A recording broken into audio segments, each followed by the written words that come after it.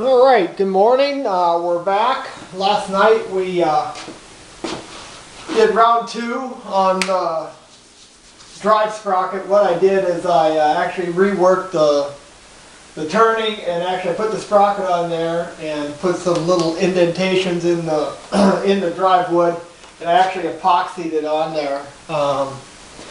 Let's come over here. I'll actually give you a better view of what I've done. As you can see, I actually epoxied the sprocket on there.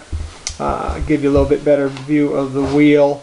The ball actually consists of 1 3/4 yellow pine. It's what my customer was after. You can see here. Here's a little bit better view of the wheels. There's 3 of them, obviously. One to cradle it, and then one to shoulder it in there. But that is how we're looking right now. And let's give this another go and see if we have a little bit better luck this morning than we did last night. There we go. I think that it's probably better to give this thing a little push so that the lathe and the sprocket, not all the force or torque is put on the sprockets. And I put a little bit of speed into it so that it doesn't have to do all the startup. And woohoo! There you go. We're spinning about 48 RPMs on the drive side. Like I said, I just kind of took a shot in the dark on the sprocketing. I'm sure I could figure out exactly where I'm at if I wanted to, but seems to be a good speed. Got a fair amount of torque on it, so. But the router's going to do most of the work. It's not as if we're turning on the lathe and the lathe is doing the work. So we'll pause here, and I'm going to work on getting the router set up, and then when we come back, we're going to start making a ball. I thought I'd give you a quick tour of the router holder, or router jig. And this is something I made, came up with myself, but if you see any flaws, let me know, but it's what I've come up with. There's a couple of versions here, but we finally come back to this. What you can see here is I've mounted the router in what is some vertical tracks. You come around the other side, you can see there are 4 screws sliding those tracks up and down. That's obviously not the bit that I'm going to use when I start routing this thing out, but comes down.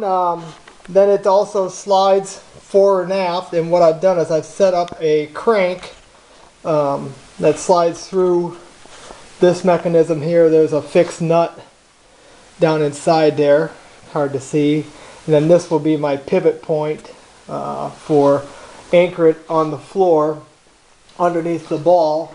And then on the back here, what I've done is I have made a handle so that I can slowly adjust this thing in and crank it in and take off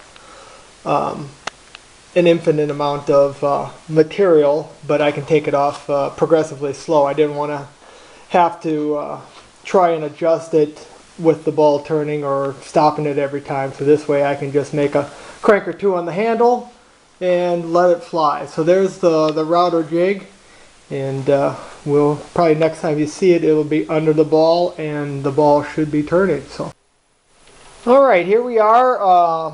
What I've done is I've installed a flush cutting or flat round bit in the router. I'm still spinning about 48 RPMs. If I do it again, I may try and slow it down. It's really hard to slow the lathe down much. It's not that finite on its speed, but I won't be able to talk. It's going to get a little loud with the router running, but we're spinning. I'm just going to show you the initial cuts that I'm making here, and then we'll stop and we'll come back when I'm a little bit farther along.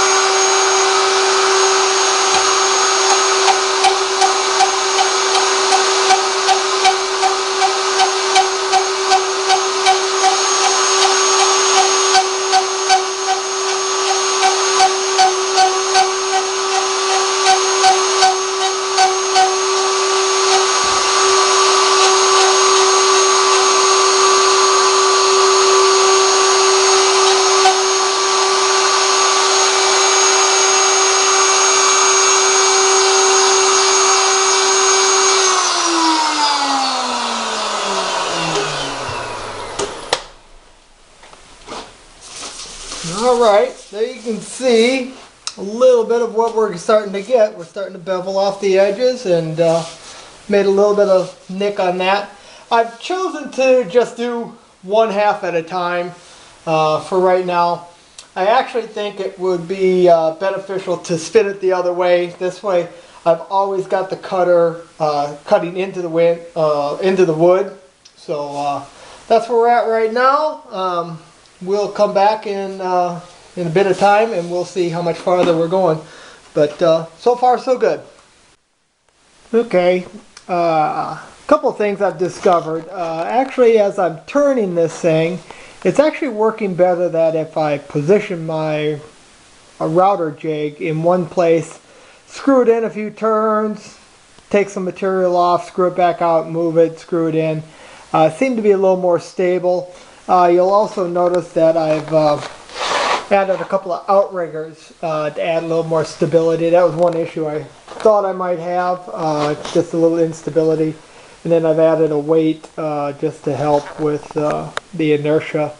It seemed to be kicking it around a little bit, so that's helped stabilize things a little bit. But that's where we're at. You can see that we are starting to take the form of a ball here. I don't know if that shows up on the video, but that's where we're at. And so we're going to keep going and we'll be back in a little bit.